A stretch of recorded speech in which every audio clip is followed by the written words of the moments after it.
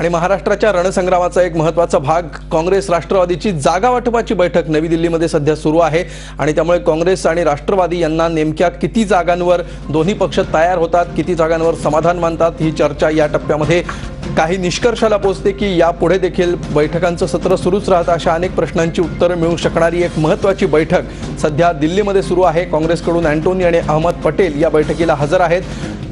याविषयी आपण अधिक माहिती घेऊया। आमची प्रतिनिधी रश्मी पुराणिक सध्या आपल्या सोबत आहे। रश्मी, काय या बैठकीतून अपेक्षित आहे, सध्या काय माहिती मिळते?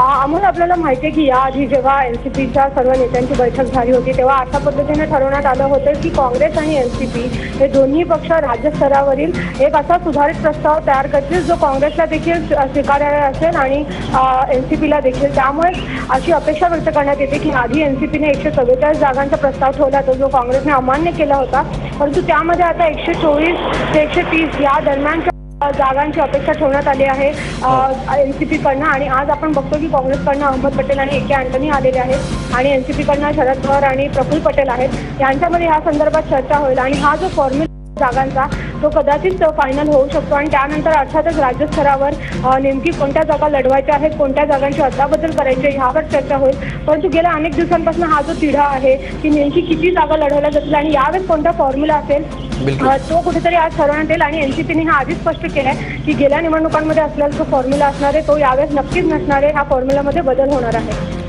बिलकुल, अत्यंत निर्णायक अशी ही बैठक आहे। रश्मी, धन्यवाद या सविस्तर माहितीबद्दल। या बैठकीच्या शेवटी आज नेमकं काय घडतंय, काही महत्त्वाची आणि मोठी बातमी महाराष्ट्राला मिळते का, यासाठी आम्ही पुन्हा एकदा तुमच्याकडे येऊ। तूर्त धन्यवाद या माहितीसाठी। पुढे जाऊया विधानसभा निवडणुकीच्या